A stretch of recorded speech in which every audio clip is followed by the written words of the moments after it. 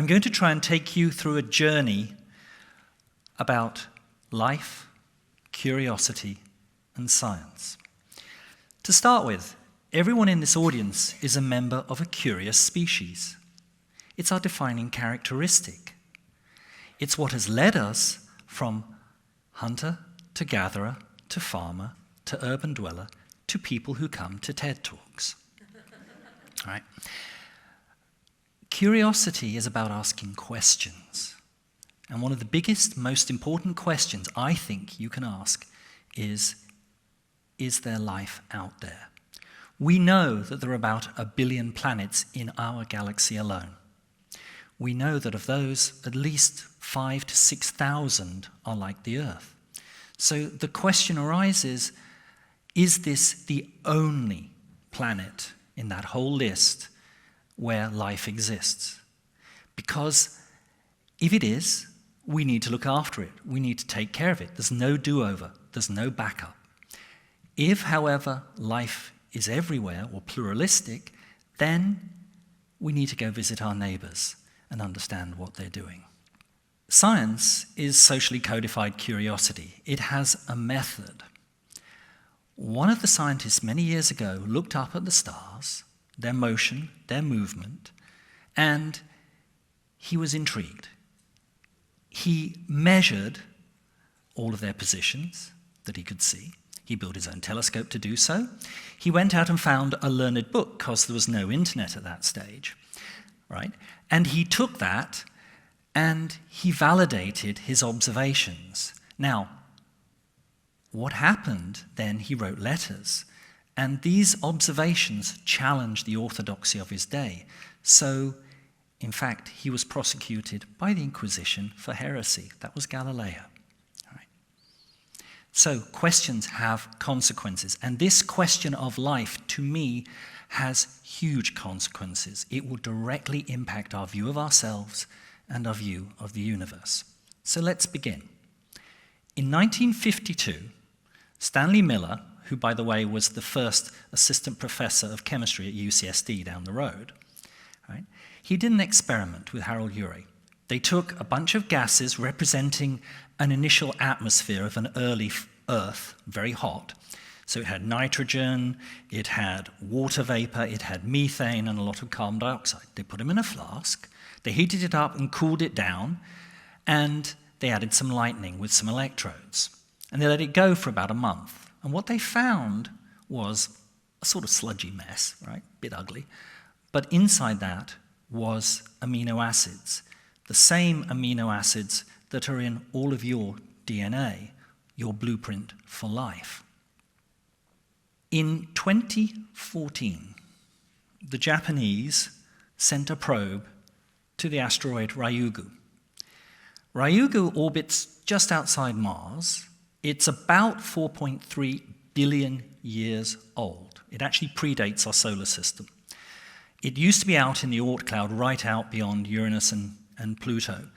But then, due to the game of dodgems, it got knocked into an inner orbit. The probe went there, and as you see in the bottom right on that slide, it bounced off the surface and grabbed a sample and came home. A lot of analysis then followed, and what happened? They found two important things: 12 different amino acids, including uracil, which is in all of your RNA, but the remaining amino acids proved that it wasn't contamination. They also found niacin, which is a cofactor in metabolism, very important. So now with these two things, you're starting to see that the probability of life in our own backyard is higher. The ability to start constructing those building blocks is there. Well, NASA was worried about the fact that, as I said, this game of sort of cosmic dodgems goes on in the Oort cloud. They bump into each other, these asteroids. It's been the cause of many movies. And they went to the Navy Department and borrowed their very fancy, very expensive electromagnetic railgun, put a frozen block of amino acids at one end, projectile, and shot it straight at it. Huge, high-pressure, high-temperature impact. What did they get? Well, they found that amino acids were recovered, native, 2s and 3s chemically welded together. And that is the beginning of the ascent towards chains and a helix. So that was very, very important. Now, if we follow this question of does pressure, temperature, and the materials matter, where else could we do an experiment? Where else could we investigate to see if this leads to life? Well, there's a place in the Pacific called the Mariana Trench. The deepest point on the Mariana Trench is the Challenger Deep.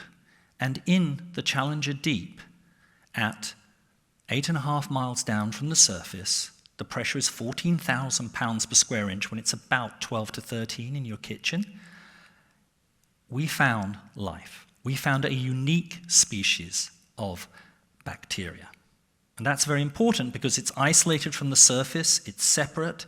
These bacteria live on the thermal vents where it's 700 degrees Fahrenheit, and there's minerals.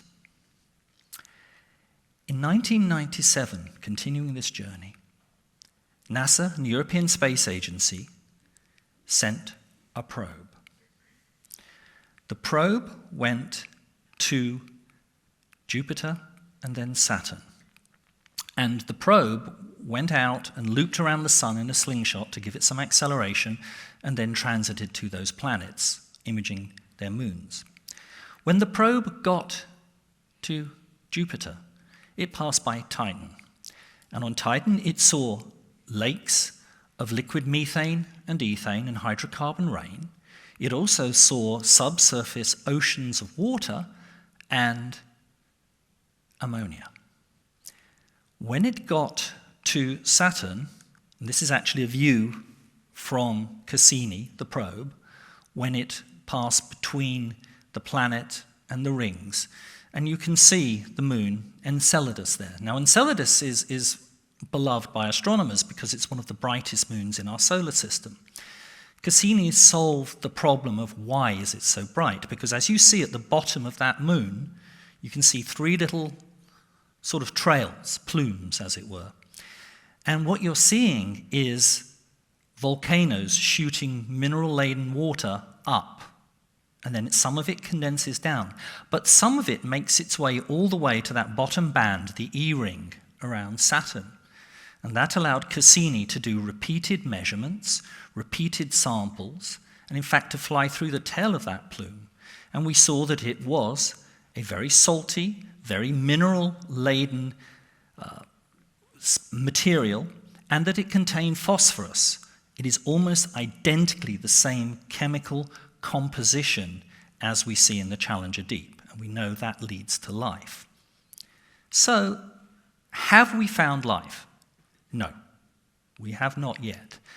But all of these observations, all of these little stepping stones, lead me to believe that we may start to find it. The generation alive today may see an answer to this most human question. What are we doing in the interim? Because we're going to go back to Jupiter, we're going to go back to Saturn, we're going to go back to the asteroids to see if that amino acids was some once-off fluke. Well, what we're going to do is use all the telescopes and analyze the data. And that's where you all can help. You can participate. If you go to the exoplanets page at nasa.gov, you will find that there's a citizen scientist program where people can understand, people who can be involved. It's designed for school children. You can take it, you can understand, you can participate, and once you do that, you have some ownership of finding the solution. Also, NASA has published a scale, because we live in the era of ambiguous news, let me say, right? And in that case, this scale called COLD, which is a play on the frozen moons, is the confirmation of life detection scale. It's 7 steps, and it allows you to understand what is an observation from what is a proven fact, from where all the possible alternative causes have been removed, to an independently verified statement. So I'll leave the last part of this to Galileo. What he said towards the end of his life was, all truths are obvious once they've been found. I encourage you to participate. I encourage you to go to the website with your children to understand what it means, to look at the scale, to understand what is fact from fiction, because, as the TV show used to say, the truth is out there somewhere. Let's go find it.